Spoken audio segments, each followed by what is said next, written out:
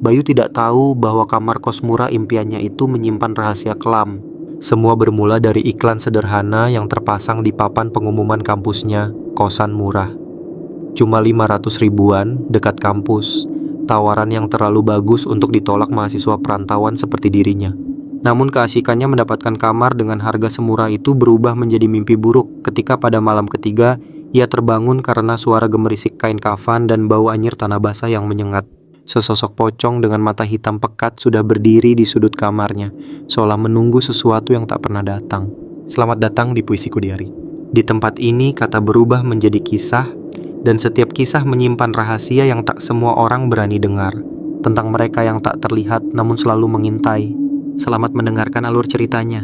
Bayu, mahasiswa baru semester pertama asal Lumajang itu, masih ingat betul bagaimana hari itu ia menemukan iklan kosan murah yang seolah menjadi jawaban atas doanya. Setelah 3 hari berkeliling daerah sekitar kampus di Malang tanpa hasil, semua kosan menawarkan harga selangit. Akhirnya matanya tertumbuk pada selembar kertas berwarna kuning yang sudah mulai terkelupas, kosan di Jalan Bunga. Kamar lengkap furniture dekat kampus 500 ribu per bulan. Tanpa pikir panjang, ia segera menghubungi nomor yang tertera. Pak Joko, pemilik kosan, menyambutnya dengan senyum ramah. Kebetulan sekali, nak, masih ada kamar kosong, ujarnya sambil membukakan pintu. Kamar itu memang sederhana namun terlihat nyaman. Tempat tidur susun, lemari pakaian, dan meja belajar tersusun rapi. Yang membuat Bayu sedikit heran adalah bau anyir seperti tanah basah yang samar-samar tercium, tapi ia menganggapnya biasa saja untuk bangunan tua.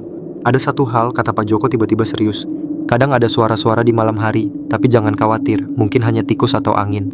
Bayu mengangguk, terlalu gembira mendapatkan kamar semurah ini untuk memedulikan peringatan samar itu.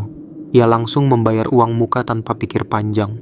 Tapi siapa sangka bahwa teror yang ia alami berikutnya akan membuatnya hampir gila. Gangguan dimulai halus. Kantong kresek berisi tanah misterius yang tergantung di pintu setiap pagi. Sampai akhirnya ia terbangun pukul 3 pagi dan melihat sesosok pocong lengkap dengan kain kafan putih kotor berdiri di kaki tempat tidurnya. Namun, yang lebih mengerikan adalah ketika Bayu menyadari bahwa pocong itu bukan sekadar penampakan biasa.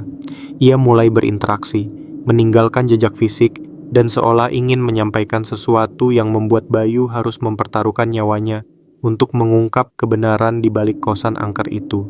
Minggu-minggu awal di kosan itu sebenarnya cukup normal bagi Bayu, kecuali beberapa kejadian kecil yang ia anggap wajar untuk kosan tua.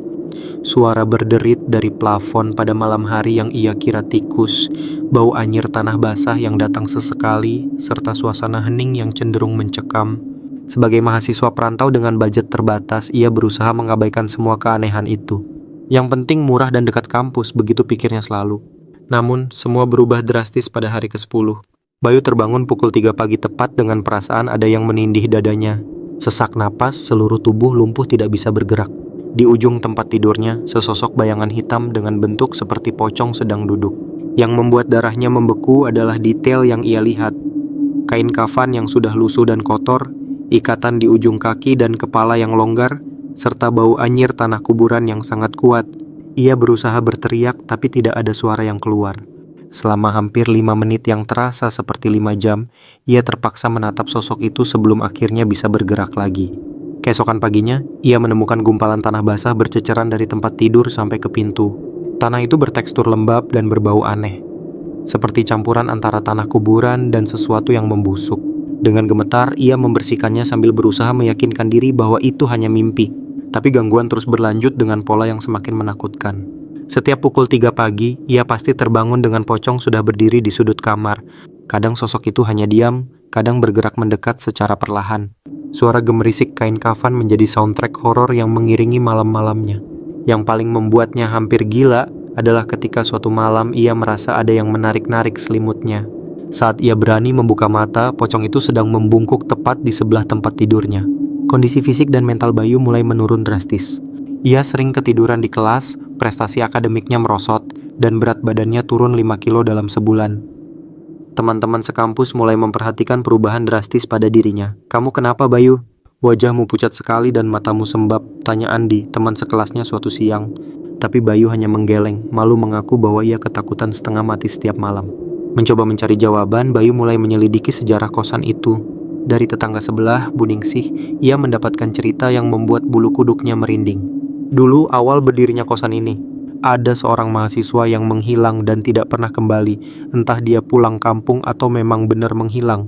Namun versi lain datang dari penjaga warung dekat kosan, itu cerita lama. Sebenarnya, dulu ada mahasiswa yang meninggal di kamar tersebut karena kecelakaan saat mengendarai motor pada malam hari ketika ingin pulang ke kosan. Dan katanya mahasiswa tersebut meninggal di tempat kejadian. Sejak itu kamar itu jadi tidak berpenghuni. Tapi yang aneh, dia dimakamkan dengan normal, tidak mungkin jadi pocong. Kebingungan Bayu semakin menjadi ketika suatu malam terjadi insiden yang benar-benar membuatnya nyaris pindah saat itu juga. Ia pulang dari kampus sekitar pukul 10 malam. Saat membuka pintu kamar, ia melihat pocong itu sedang berdiri menghadap lemari. Yang membuatnya hampir pingsan adalah ketika sosok itu perlahan menoleh ke arahnya. Dan untuk pertama kalinya ia melihat wajah di balik kain kafan itu. Bukan wajah mengerikan seperti dalam film, melainkan wajah seorang lelaki dengan mata penuh kesedihan. Mulutnya bergerak-gerak seolah ingin bicara sesuatu. Ada apa? Desis Bayu dengan suara bergetar. Sosok pocong itu menunjuk ke arah lantai di dekat lemari. Kemudian perlahan-lahan ia menghilang seperti kabut. Dengan penuh kehati-hatian, Bayu mendekati area yang ditunjuk. Di sana, di bawah lemari, ia menemukan secarik buku yang telah simpan rapi dan sudah menguning. Isinya hanya tulisan sebuah pesan dari penghuni kos sebelumnya, sebuah buku harian. Di dalam buku tersebut berisi tentang cerita, pengalaman dan kisah cinta dari sang penulis, sampai di halaman terakhir menuliskan dia akan berangkat mendaki ke Gunung Arjuno bersama 3 sahabat kuliahnya. Dan pesan itu menjadi yang terakhir ditulis oleh sang penulis buku itu. Sekarang Bayu mulai mengerti, pocong ini bukan ingin menerornya tapi mencoba menyampaikan pesan. Semua ketakutan yang ia rasakan selama ini berubah menjadi tekad untuk mencari tahu kebenaran. Tapi apakah ia sanggup membayar harga untuk mengetahui rahasia yang mungkin akan mengubah hidupnya selamanya? Ketika Bayu akhirnya memutuskan untuk pindah dari kosan itu, ia mengira semua mimpi buruknya akan berakhir. Namun di hari terakhir sebelum pergi, ia mendengar cerita yang membuat bulu kuduknya berdiri dari Bu Siti, istri dari bapak kos. Dulu 2 tahun lalu kamar itu pernah dihuni seorang mahasiswa juga, kata Bu Kos dengan suara lirih. Namanya Dimas. Anak itu baik, sopan dan jarang keluar kamar. Tapi waktu libur semester dia pamit mau mendaki Gunung Arjuno bareng teman-temannya. Tapi dia nggak pernah turun lagi dari gunung itu. Bayu menatap Bu Siti tak percaya. Jenazahnya tidak bisa ditemukan walau segala upaya telah dilakukan. Bahkan orang tuanya sampai ikut membantu mencari bersama tim SAR. Katanya dia tersesat sendirian di tengah kabut lalu menghilang, lanjutnya. Sejak itu, kamar ini nggak pernah tenang. Kadang terdengar suara langkah kaki dari dalam kamar padahal kosong. Kadang tercium bau tanah basah, dan terkadang suka terdengar suara orang yang sedang mengobrol. Bayu terdiam. Semua potongan kejadian aneh yang ia alami kini masuk akal. Bau tanah basah setiap malam, suara gemerisik di pojok kamar, bahkan sosok pocong yang sering berdiri di kaki tempat tidurnya. Semuanya terasa seperti jejak seseorang yang dulu mencintai dan tinggal di kamar ini, tapi tidak pernah benar-benar pergi. Malam terakhir sebelum ia pindah, Bayu memutuskan untuk mengucapkan sesuatu di kamar itu. Ia menatap sudut ruangan dan berkata pelan, "Kalau kamu memang Dimas, terima kasih sudah menjaga aku selama ini. Aku mau pergi, istirahatlah dengan tenang ya." Beberapa detik kemudian, lampu kamar berkedip pelan, lalu mati sesaat. Udara di dalam kamar terasa dingin tapi damai. Untuk pertama kalinya malam itu Bayu bisa tidur tanpa gangguan apapun. Kosan Jalan Bunga tetap berdiri hingga hari ini. Kamar tersebut pun masih sering kosong, meski sesekali ada penghuni baru yang mencoba bertahan. Dan setiap kali malam turun di sekitar pukul 3 pagi, kadang terdengar langkah pelan dari dalam kamar itu. Seolah seseorang baru saja kembali dari perjalanan panjang di gunung, menempati lagi tempat yang dulu disebutnya rumah.